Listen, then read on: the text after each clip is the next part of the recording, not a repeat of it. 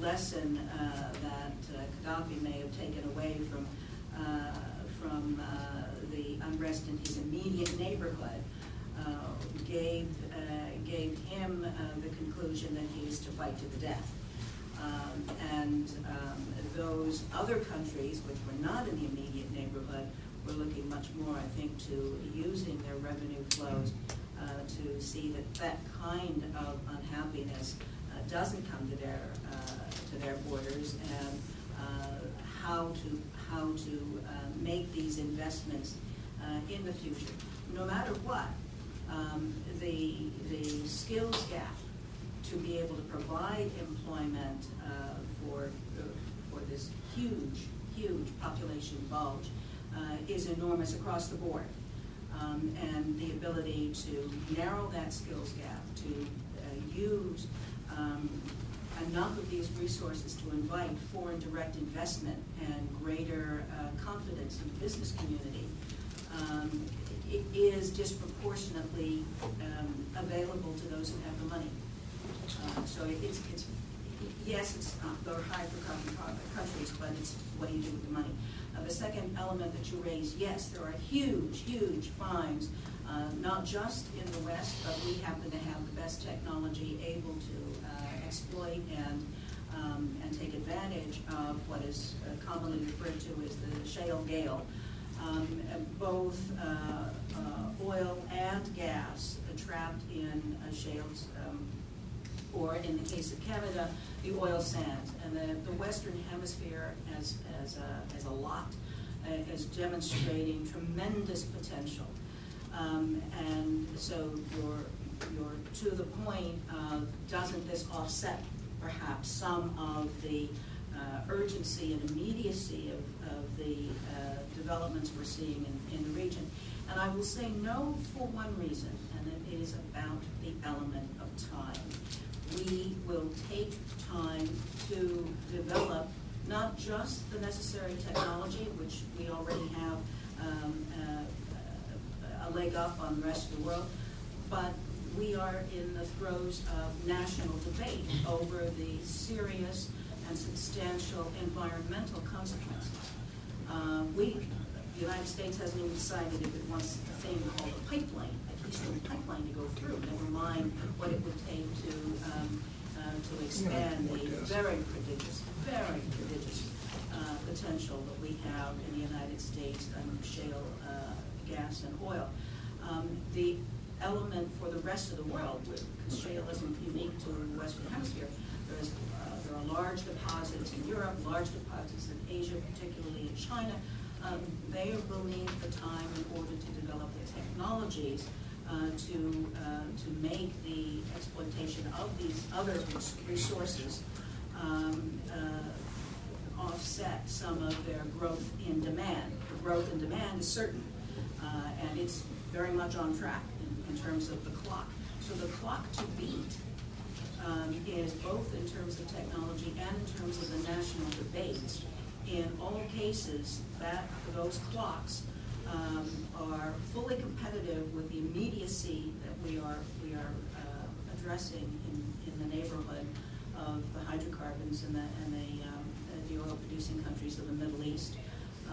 And so, as far as the eye can see, we're going to need to rely on petroleum, and petroleum is disproportionately represented in conventional form in the Middle East. Thank you. Charles, do you want to take the question about human rights?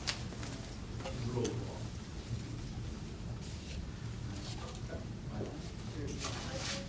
law. Yes, I completely agree that human rights would be a very effective area in which the U.S. could advocate.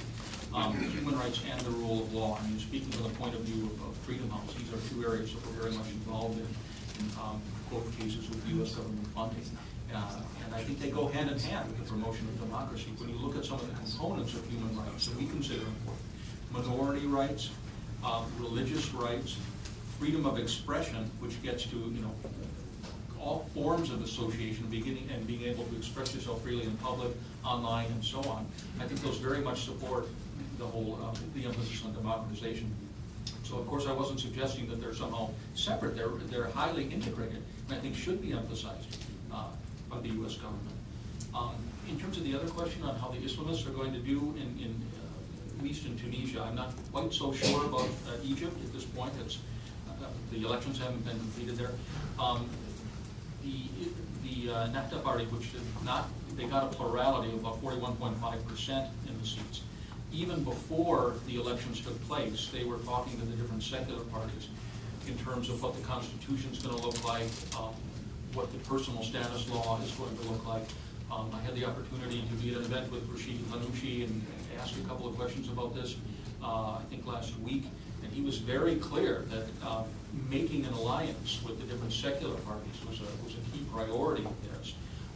And they were acutely aware that not every Tunisian shared their perhaps more conservative view on some issues. So I think that will be important. And the kinds of networks that you were mentioning, I think, can do a great deal to build these alliances practically, especially among the youth. I mean, Freedom House has had a number of regional programs, one called New Generations, which brought together a lot of activists and politically active people, including people from the Nahda in Tunisia, together with counterparts in other countries who are more secular. So I think that's going to be very important going forward. Thank you. Do you find it right with another round of question in the front? Or is it no, nobody gets two questions. Here. And then. Thank you. I'm Ori Neer with Americans for Peace Now. I have two questions in regards to Israel-Palestine. One is that the report and the comments that were there seem to put the onus for the failure on American policies and Israeli intransigence. And the question is if the Palestinians also have, if they share the blame in any way. Because that I haven't seen any evidence of that. The other question has to do with what Israel could do short of full final status negotiations, which are not viable at the moment. But if there's anything that Israel could do, particularly in this year that will think will be a year of peace process freeze, to influence public opinion in the Arab world to make things better for it and for the United States. So perhaps the way to ask the question is what types of things the United States should ask Israel to do in the short run in order for to make things better for the Arab Spring. Thank you. We'll take this gentleman here, then the lady. We're running late, so if everybody can keep their questions to. Sure, I'm going to make it very short.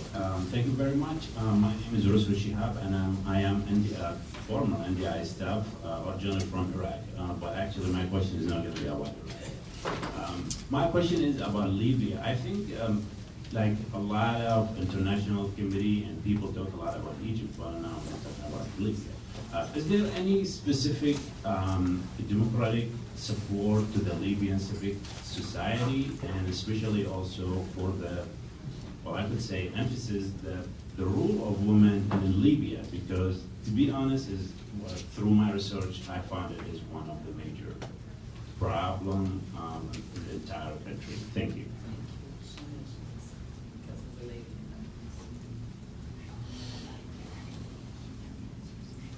My name is Donna Hevelin, and I'm here representing the International Alliance for Women. So my question has to do with women, particularly to Charles Dunn, but if anybody else wants to comment on it. You made a comment that the women were much more active in the Arab Spring than they have been in the past. I want to know if you have any thoughts about why, what led up to that, what was going on, and what the results are going to be in the future. Let's start with Art and move on to Lydia and Thank you, Art. Oh, sure. The Palestinians bear some responsibility for what's happened. The Hamas angle I mentioned. But beyond that, one has to look at what are Israel's interests with respect to the Palestinian territories? Are they basically security? Are they basically the settlements? And it seems to me, having spent some time driving around Nablus and Ramallah and Jerusalem, East Jerusalem, as well as having lived in Tel Aviv for 3 years and working with Israelis for, including a defense, about 14 years.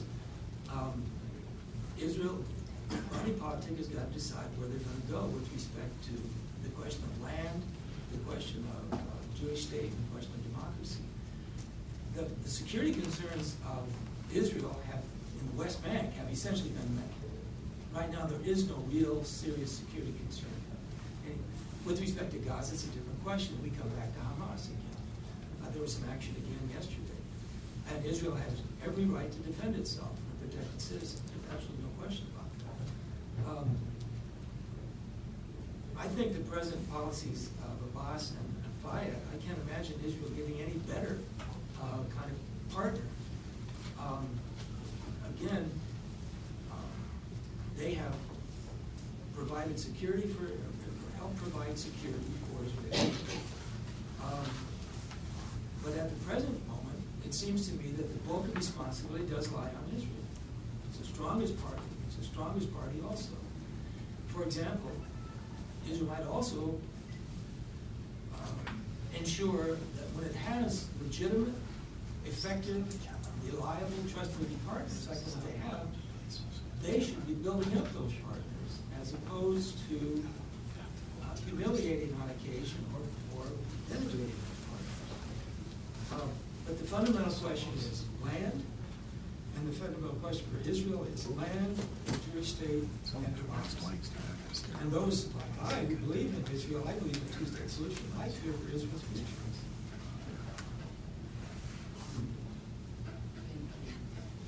Who would like to take Lydia?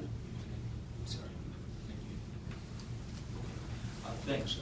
The Libya question is a really good one because, as I'm sure you're aware, there's just been literally hundreds of NGOs that have sprung up even before the fall of Gaddafi in Libya. And there's obviously responding to a huge political appetite for civic activism and all sorts of other things. So I think this is actually going to be one of the main focuses in the U.S. government assistance effort. The State Department has been told that we don't have the money for a big nation-building thing, but what we maybe have the money for is to assist in building NGO capacity and their ability to serve as an effective advocate for issues, a watchdog on the emerging government, so I think that's going to be a very important area. So there will be money in the U.S. government budget and probably other foreign government budgets, including the UN, which is leading kind of the donor effort there for NGO support. And I think the same is true for the role of women in Libya, which, as you highlighted, has been extremely important. And when I mentioned women on the front lines, it was really Libya that I was thinking of primarily. Smuggling ammunition to their compatriots, doing all kinds of things to support the rebel war effort. So now the question, as you pointed out, really is going to be how can you consolidate and extend those gains? And this is an area where my organization, Freedom House, is looking at possibly becoming involved. We have a number of different ideas, but I'm sure we're not the only ones. But I think that's going to be a very important area, especially when you think of the development needs of Libya and so on.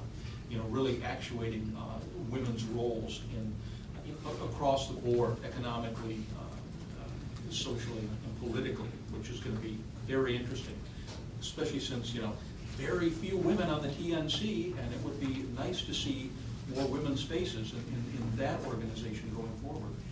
And this would get to your question then. Why were women more active?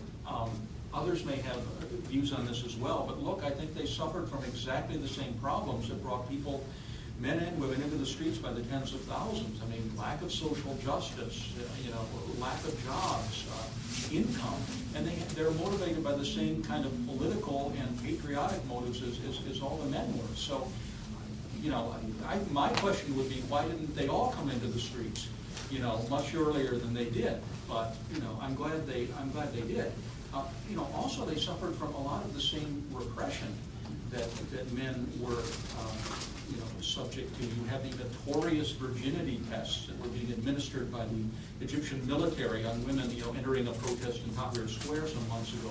You found women professionals who were losing their jobs in Bahrain along with the men because they'd been associated with the protest. So that, to me, goes a long way towards explaining why women became so politically active over the course of the last year, or at least so much more public about their political activism. And we'll hopefully remain with the advocates. I'm afraid we're completely out of time. I want to welcome your feedback on the report, and please join me in thanking our scholars. Thank you very much.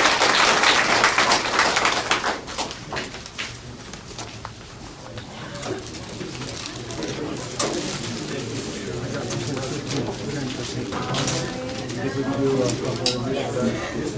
can't believe that there's always so much information and still wants makes them what it was think that we can guess. I can't just come up with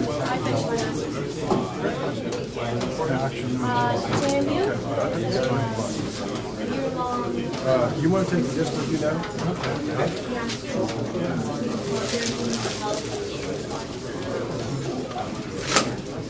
Or you want to label it? You want to just work in case you want to take it like this. We'll call it here the Arab Spring, the implications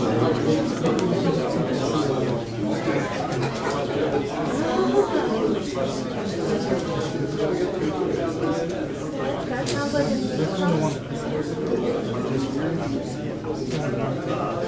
I heard today they were talking about politics and stuff. They were talking about different disparities. You probably saw it about highest paid people, lowest paid people. Do you know what the three countries were? one is the U.S. Who was the second place one was? Second place would be China. That just blew me out of the water. I didn't know that. I didn't know that. I think the next one was Great Britain or something like that. No, it wasn't China. It wasn't China. I think it was Great Britain. But